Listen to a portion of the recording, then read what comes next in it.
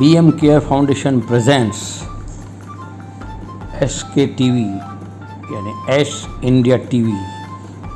हमेशह ॾिसंदा रहो, ॾेखारींदा रहो, ॿुधंदा रहो। असांजी ऐप ते तव्हांखे हिंदी, सिंधी, गुजराती, कच्छी, इंग्लिश सभु लेटेस्ट मूवीज़, लेटेस्ट समाचार मिलंदा। तव्हांजी पंहिंजी TV।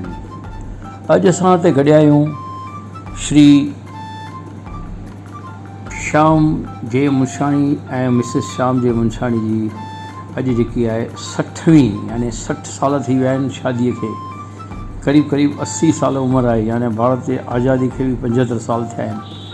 पाकिस्तान में हिन जो जनमु थियो आहे। त अॼु असां हुन जो जनमु ॾिणु मल्हाइण लाइ हिते आया आहियूं।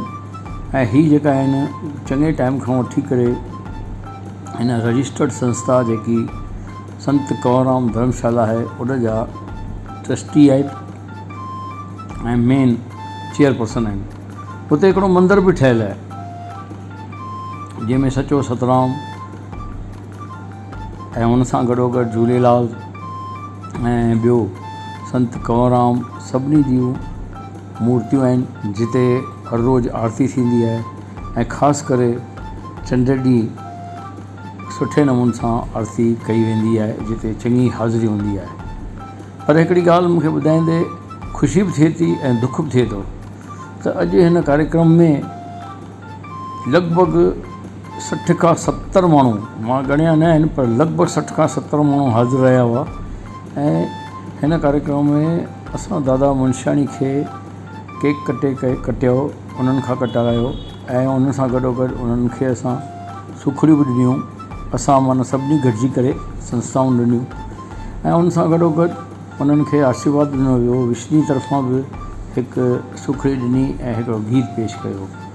पर दुख जी ॻाल्हि इहा आहे त जॾहिं झूलेलाल जो जिते बि मंदरु आहे या जेकी बि जिते आरती थींदी आहे रोज़ु, उते 5, 7, 8 ॼणा ई ईंदा आहिनि।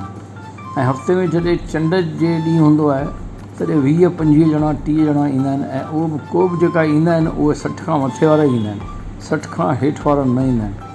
त असांखे इन ॻाल्हि लाइ ध्यानु ॾियणु खपे त असां छो नथा अहिड़े कार्यक्रम में हाज़िर रहूं।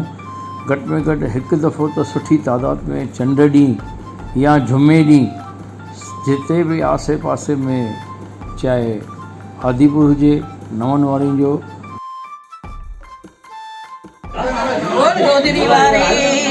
शाम की जय, राम की जय, सच्चे साईं सतराम दास साहिब की जय, अमर शहीद भगत राम शहीद की जय। दादा ही हार मम्मी के पाईंदा, ही हार ताईं दादा के पाईंदा। तव्हांजा 60 साल जो ही सालगिरह दादा पकड़ियो, तव्हांजी पकड़ियो। आयो लाल सभई चो झूले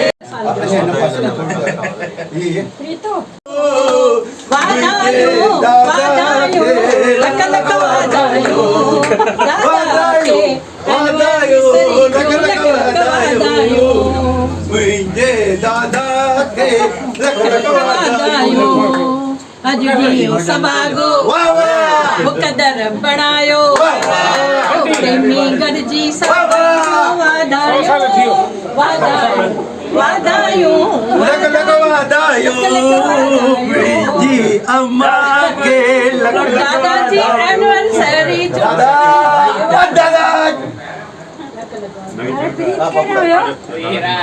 हिकिड़ो कमु कर हिन पासे बि।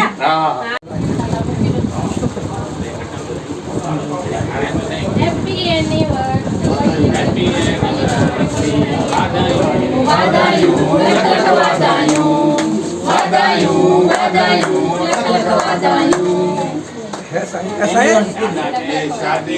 करो करो वाधायूं वाधायूं।